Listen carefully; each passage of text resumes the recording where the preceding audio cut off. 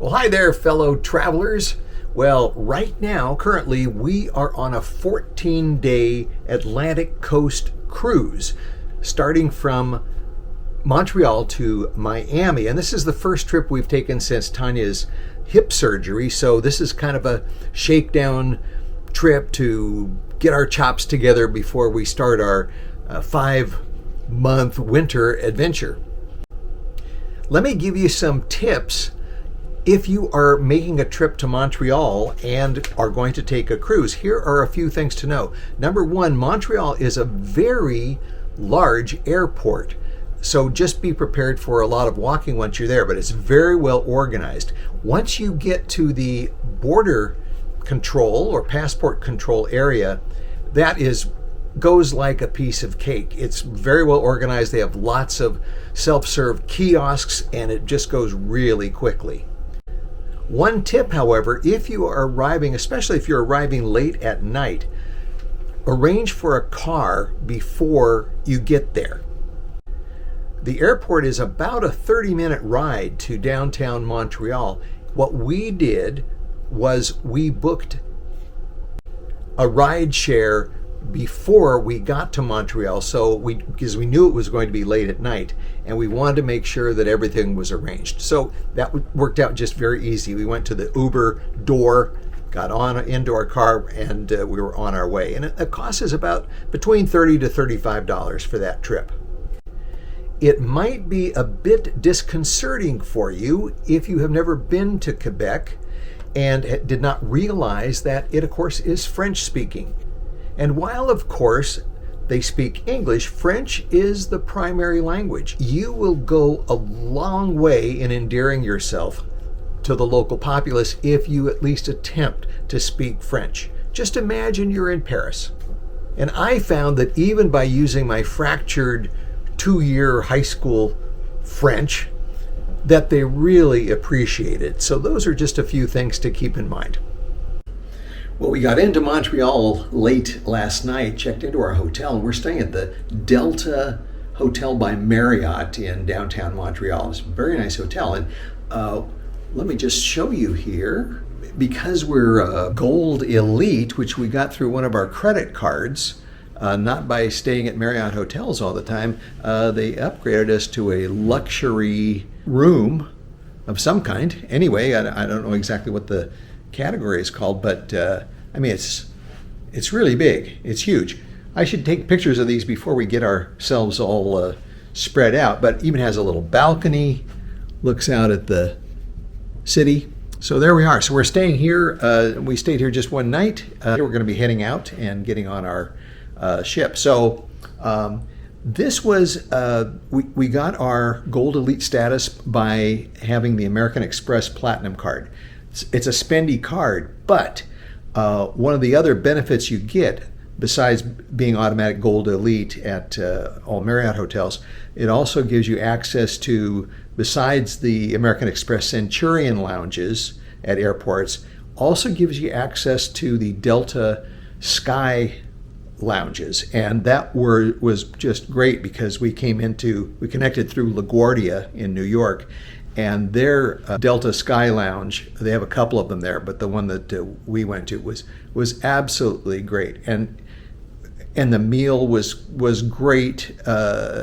You know, that if you had to pay for that meal at an airport restaurant, you know, for 2 people, it would easily be over $40. Maybe closer to 50, and wouldn't be of the quality that we had. Plus, you know, open bar and so forth. So really look at how often you travel and how often you would use an airport lounge, because those are the best. And we've got it wired now so that with mostly with different kinds of credit cards, almost any place that has a lounge, any airport, we're in. We're taking a morning stroll through Montreal. One of the things that has impressed me so far is, Tanya, it feels almost like we're in France. It does. Doesn't it sounds like it. It sounds like it. It looks like it. Yep. Now, all the signs are in French, of course, and naturally it would be because we're in Quebec. And it's so far it's a lovely fall day. The leaves are changing, and we're only going to be here for a couple of hours, so we won't be able to tell you much about it, but it's a nice place to be. Well, Tanya, it looks like here in Old Town Montreal, they're getting ready for Christmas already. Wow. Yeah. It's really pretty. This is a beautiful pedestrian street. It is, and it looks so much like parts of Europe. Very international. Very. Yeah. And old. And old. Yeah. And the cobblestone streets up here. Lots of things that you wish you had never gotten, but can't help but getting them now. There's at the boutique Alibaba. There's Ali in there right now. He's cleaning up dust. It looks like hasn't been cleaned up in quite a while. But anyway, maybe ever since the pandemic, it kind of made everything slow down. Kebab shops, Amber, a creperie. Oh yes, it is very French, or something like that. It is très international. Okay. Well, today we are in Quebec City, which is the heart of old Quebec and the original capital of New France when France was first here. And so, today we're going to explore around Quebec City on this beautiful fall morning, and we're going up to the Frontenac Hotel, this huge hotel that was built about 1902, and explore what makes this UNESCO World Heritage Site so charming.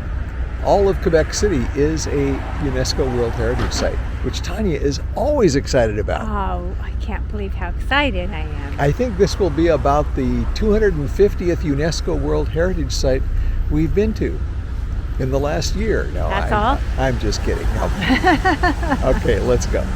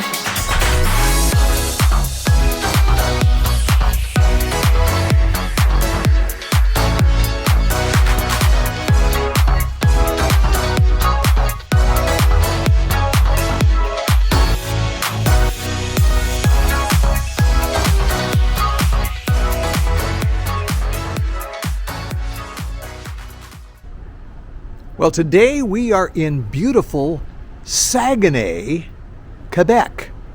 It's a really cute little town. Although it says that there's about 160,000 people here, but it looks more like 160. We're here on a Thursday, and there is, I know it's early in the morning, but I mean, there is not much going on. It's after 10, honey. It's after 10. Well, there's still not much going on. Anyway, let's see if we can find out if anything is going on in beautiful Saguenay on this beautiful fall morning. The leaves are out and it is just a gorgeous little place.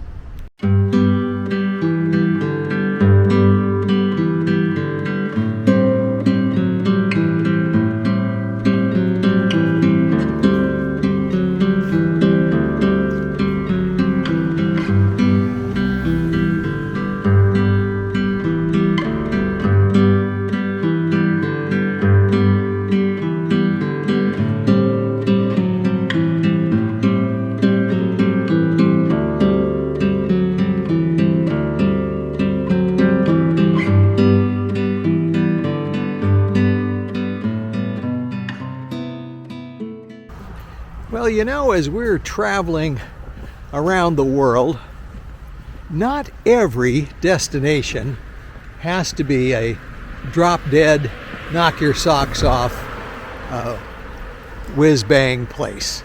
And one of those that is not in that category is Saguenay, Quebec. This is just a quiet sort of little town. And, you know, it has its own charm. Tanya was commenting on how relaxed she feels. And you may not be highly stimulated. You might, if you were here more than 2 or 3 days, you might start to go crazy. Although, I did mention to Tanya that this would be an ideal place to get an Airbnb for about a month or so and write the great American novel. Because In a month? Well, Okay, then, it's a short one. okay, a short novella. Yeah.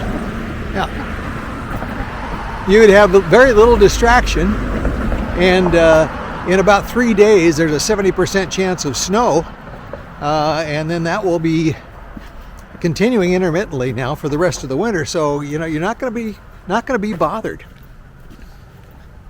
What we have discovered, we haven't verified this yet, but one of the reasons that Saguenay exists, at least today, is that it is a major center for bauxite processing. Bauxite, of course, is used in the production of aluminum, and then apparently it's shipped down the river, down the fjord, to some aluminum processing plants. So that's what we know, and that's our story until we find something different. Well, we're sure that one of the most exciting things that happen in Saguenay is probably hockey. And here is the city arena. Don't know the name of the team, of course, but I'll bet you that this really, on hockey night, this town really jumps. I bet it does. I'll bet it does, yeah.